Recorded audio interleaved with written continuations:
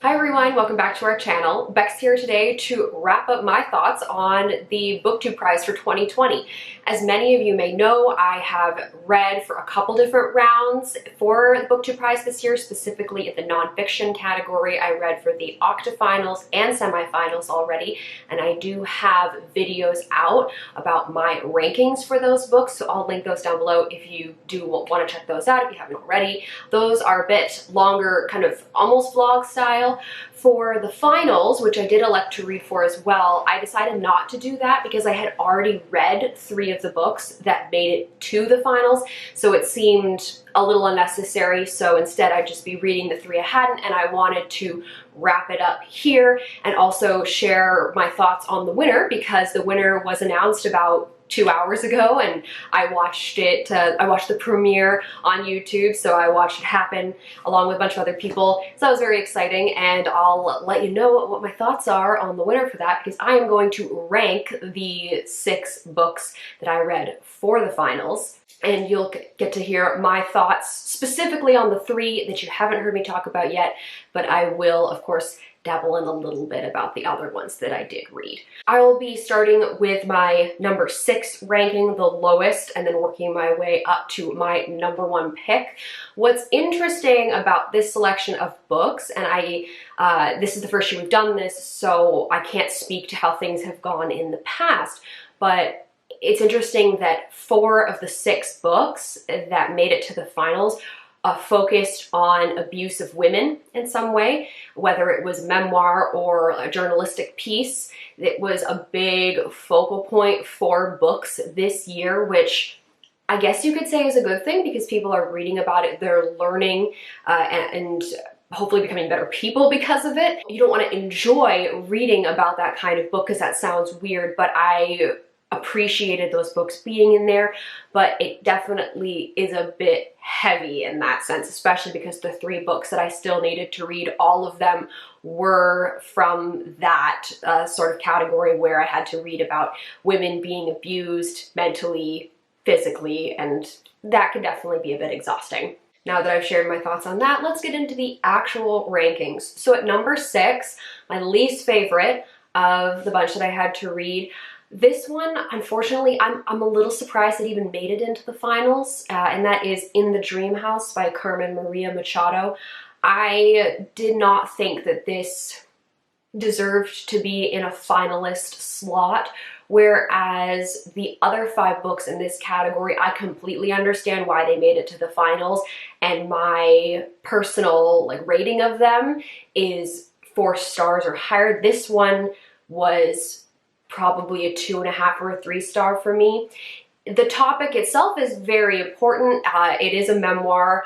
Carmen talks about being in a relationship with another woman and how that woman was very mentally abusive to her and occasionally physically abusive as well. That is a very difficult thing to have to go through, and it is hard to read about at times, and I think it's important because a lot of the abusive women that we focus on and we do research for and we tell stories for has to do with men being violent and abusive to women, whereas this was a lesbian couple, and so that provides some new insight. I can pretty confidently say it's the first book that I've read that really talks about this specifically, where it's a same-sex couple, and I think it's definitely important that this book exists. However, what I didn't really like about it was the writing style. There were parts of the book that were very easy to follow. They were straightforward in terms of what was actually happening in the scene, but then there was a lot of other parts of the book that were sort of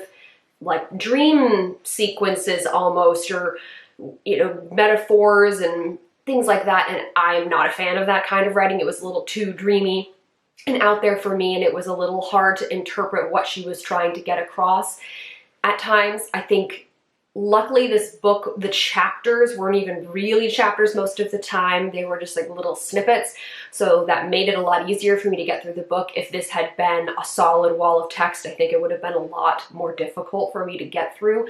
So unfortunately, this one it really didn't match up to the other competitors in this category, in my opinion. So yeah, 2.5, 3 stars for this one, and it's a solid number 6. Now we're taking a jump up in quality, in my opinion. Number 5 is Catch and Kill by Ronan Farrow. This is one I had already read before the finals. I read it in the octafinals, actually, so I read it way back in February, March time. Because I've already talked about this one in greater detail, just a little tiny bit of what it's about. This one, Ronan Farrow is a journalist. He is the son of Mia Farrow, in case anybody was curious and didn't know that. And he has been in the Hollywood circles for a long time, and he takes his journalistic abilities and looks into men who use their power and their money to silence people so they can get away with doing bad things. This book does have a big part to do with Harvey Weinstein, but he does focus on other people as well. Matt Lauer is another notable person, and then there's some other smaller people that I didn't recognize the names, and you probably won't either unless you're like very in the know of what's going on in Hollywood and producers and that sort of thing. This one is a very solid read, and if you're looking to pick it up, you're curious if it's worth it, I say it's definitely worth it, but I think in the end, compared to the other 4 books above it, it wasn't quite as good. You do get a bit of Ronan Farrow's personal life in here as well, and I do think he has a lot of good things and interesting things to say. Just wasn't quite as good as the other ones, but it's still a very, very good book. At number 4, I put Say Nothing, A True Story of Murder and Memory in Northern Ireland by Patrick Radden Keefe. This is the only one of the bunch that I actually bought in physical form because I wanted to read this before I even knew it was going to be a part of the BookTube prize. This one I read for the semifinals, so I have already also shared my thoughts on this one. This is pretty self-explanatory story of Northern Ireland and the troubles there. This is a very intense book, as you might imagine. There's a lot of death and darkness in it, and you do follow particular people to sort of help you move through the timeline, but this could also be very confusing at times because there was so many players, and it is covering a scope of many years, and so I would occasionally get a little confused about what was going on and kind of where we were. If you don't want me to reveal as I go through what books got what spot, I will link the announcement video down below so you can go watch it and see it in real time. If you don't care to watch that video, that's cool, but I am going to talk about where the books ended up falling. So this one ended up getting the silver medal, so it came in second, and that, for me, totally understandable. Once again, these 5 other books, no matter how it had played out, I would have understood why that book got that spot. So this one getting second, I can totally see why. It wasn't quite a 5-star read for me. Maybe, I think I ended up giving it 4.5 stars. I had high hopes for this one, and it didn't quite live up to those expectations, but it was still a very good read. In third place, so my bronze medal, I put No Visible Bruises, What We Don't Know About Domestic Violence Can Kill Us by Rachel Louise Snyder. This is another book by a journalist, and this one also got the bronze medal third place spot for the finals of the nonfiction division. So that actually worked out really well. I think it's exactly where it should be. This one surprised me by how much I liked it. I didn't think I was going to enjoy it as much as I did. It is very well structured. Rachel takes the book and kind of breaks it into 3 parts. She is focusing on the abuse of women, and she does acknowledge the fact that her book doesn't really have any information about same-sex relationships and abuse in there because there just isn't a lot of research. So I do like the fact that that kind of calls back to what I had already read at that point because I did read it in the Dream House first. So I like the fact that she acknowledged that, and it also had, you know, tie-ins to other things I was reading. One of the benefits, I guess, of having some overlap in terms of topic is you can kind of see how different things are similar amongst them or different as well. In Rachel's book, the first part was really focusing on a particular story about one woman and her children who were murdered by her husband. I think they were married at that point. They had been living together for a long time. I guess they were married, but either way, long-term relationship, they had kids together, etc. So focusing on that, the family, and how that kind of ricocheted in the community. And then the second part of the book was focusing on the actual abusers and who they are, their mentality, and also what happens to them in terms of if they go to prison, and looking at how some of them may try to be better people and don't quite succeed, or other people who just don't try at all. I was just trying to get into the mind of the abuser. And then the third part had a little bit of the first 2 in it, but it was also looking at people in the community trying to sort of reform these guys and build programs that helped women, and not just saying like the woman is the one that always has to leave the house. She's the one who has to seek shelter. She's the one who has to make all of these changes to her life. Like, it should be the guys who are abusing them that should be forced to be inconvenienced. That was a very interesting thing to read because I hadn't really thought about it from that point before.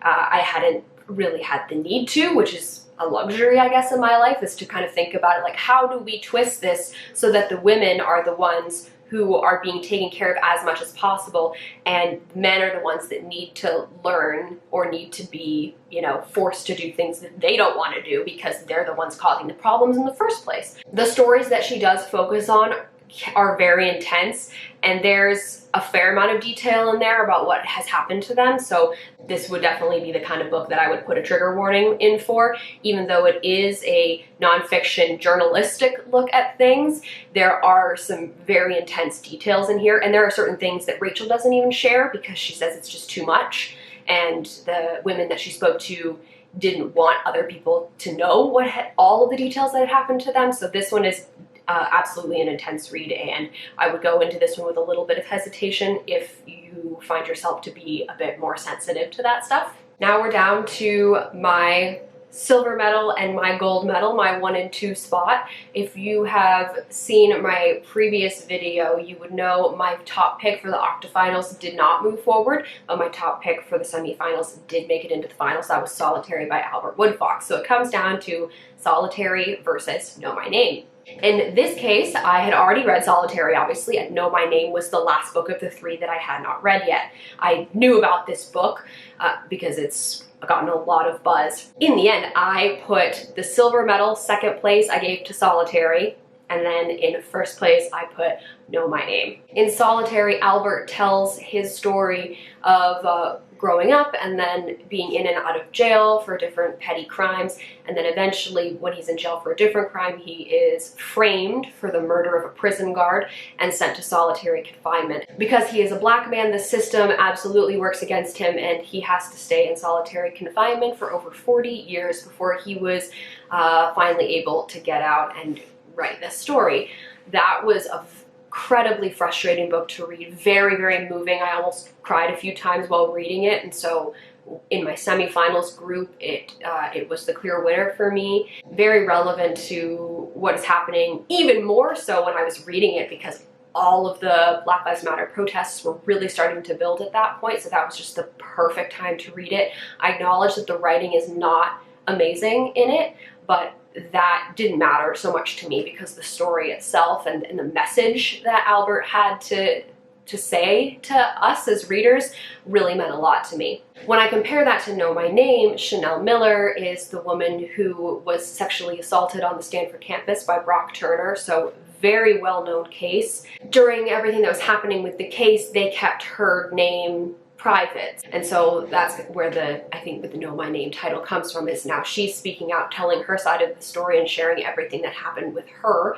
In Know My Name, you learn a bit about Chanel and like where she was born and her family and what she was doing the night that Brock sexually assaulted her, and then everything that happens after that and her roller coaster of an emotional journey, going to court, deciding to take him on, and all the things that happen there, and you really get into her head. And you do that with Solitary too, but with Chanel, her writing is so good, like I loved reading her writing, and so in this case, that's what pushed it up to the top spot for me. I also almost cried a couple times in that book too. You know, you just feel like the heat coming from your eyes. I never actually shed tears, but I came close a couple times because there were certain passages where she wrote things that just were so moving, and I could see this book being potentially very helpful to somebody who's gone through something traumatic like that. Her victim statement was published on BuzzFeed, and it went absolutely viral, and she does eventually get to that point in the book and talk about it and how people reached out to her. And even though they didn't know her, they wrote letters, and then her district attorney gave them to her, and just how much it touched other people. And I really think this book would do that for others. From what I've heard, it certainly sounds like it has for some people. The way this book was written, edited, put together, even down to the cover and the meaning behind that, just everything, it just worked so well for me. So to have this book be #1 for me, but then also have it be #1 overall and get the gold medal for nonfiction this year made me very, very happy. I was definitely pleased to see that they're considering it ended up being my overall pick as well. That's it. That wraps up my final thoughts on the nonfiction division for this year's prize. Thank you to Robert for organizing everything. It's a big task, especially with 2 different areas this year, fiction and nonfiction. I'm sure there were some moments where you probably worked really hard, so thank you so much to him for putting this all together. And if you also judged the finals or participated in the prize at all, share your thoughts down below. I'd love to hear how you ranked the books. And if you are interested in judging next year, there will be a call for judges at some point in the future. Robert's going to put up a video so you can at least get on the email list and kind of know when things will start up at the beginning of 2021. As always, all of our links are in the down bar. You can go check those out if you feel so inclined. Thank you guys very much for watching, and I'll see you later.